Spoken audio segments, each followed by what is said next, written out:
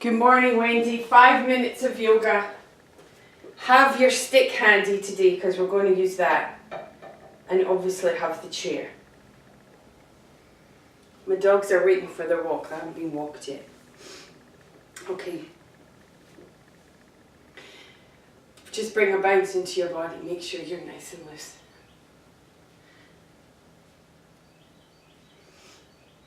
And then begin to swing from side to side. If you feel wobbly doing this, then bring your feet further apart. That will make you feel a little more stable. You've always got the chair to hold on to if you need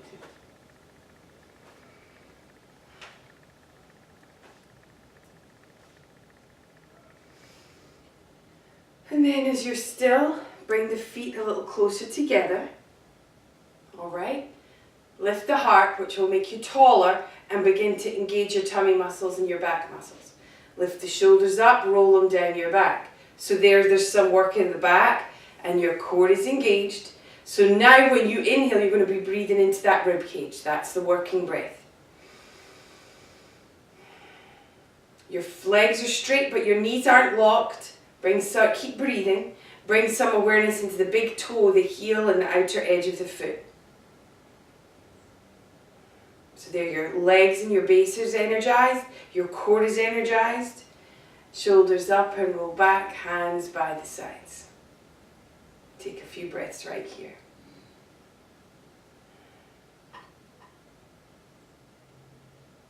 Standing tall.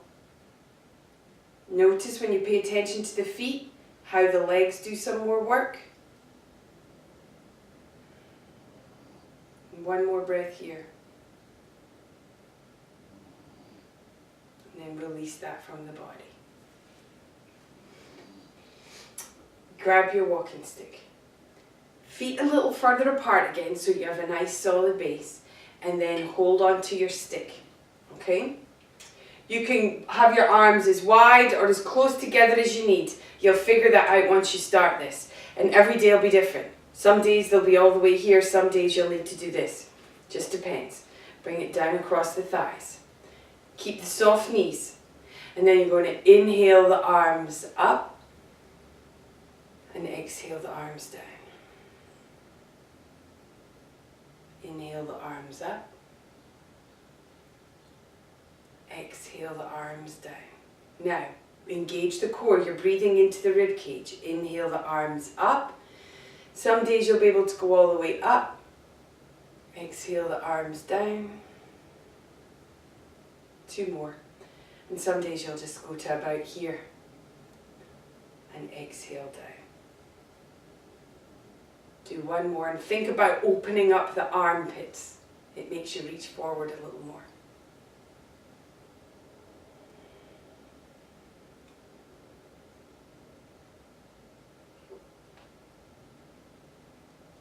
So you can keep a hold of the stick for now. Standing tall, soft knees. All you're going to do is kind of lean over to your left a little because you're looking for a stretch along the side body here. And then come center. And then over to the other side. And center. 1 more on each side. Think long. And center. If it helps, you can move the stick to the other side. And center. So the pose we're doing today is wide straddle forward bend. And we're going to do it 2 ways. You stay facing the TV so you can see, but I'm going to turn sideways. So your feet are the same as in mountain pose in Tadasana, about a hip distance apart. You're going to put the stick right in front of you, right in the middle, both hands on the stick. Do I have room? Yes, I do. Come forward a wee bit. You want to inhale here, lift your heart, and on the exhale, you can put some weight in that stick. Start walking back. If the stick's too wobbly, just use the back of the chair. You're walking back, and as your torso begins to lower, you'll start to feel a stretch in the back of your legs. And then pause wherever you start to feel that stretch start to work. Like if you start to feel the stretch here, stay here and breathe. Same thing. You'll notice it's harder to kind of use your core muscles and your tummy muscles here, but you can encourage it a little bit. It reminds you to breathe into your ribcage and really fill your body with air. And then walk back up to the stick until you're standing tall. So take a couple of breaths there, then I'm going to show you something to remember when we do when we do it with our legs wide. As you come down, you're not coming down like this with your shoulders rounded, okay? It's as if you're coming down with your back in mountain pose, in Tadasana. Shoulders are up, roll back. See how long my spine is. And I'm leading with my hips. So the fold is at the hips, the fold isn't in the back. So as I walk back, my back stays long. When it starts to round, that's when you just come up a little bit so you can get your back straight. So there I am, long straight back. It's not this, it's this. And if you think about your hips leading the way, that will help you remember. So here's the next way we're doing it. Stick in front of you. This time your feet are going wider. Again, as wide as is comfortable. The more you do this, the wider you'll get. Same thing, you're going to walk back. It's harder to walk back when your legs are wide, but it's good work in the legs. Long spine. Doesn't help. Keep walking back and see where you land. Think about your hips lifting up to the ceiling.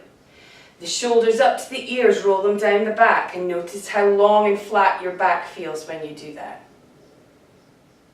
And then breathe wherever you get to. You can go further back if you need to. And use that stick to help you balance.